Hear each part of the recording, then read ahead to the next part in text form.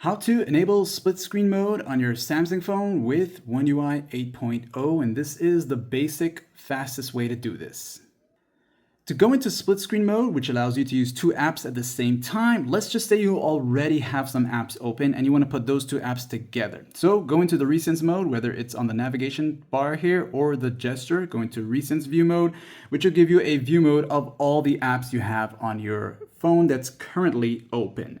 So for each one, there is going to be that app icon to the top here. So for example, Play Store, you'll tap on it and you're going to see open in split screen view. Once you see this option, that means your app is capable of that.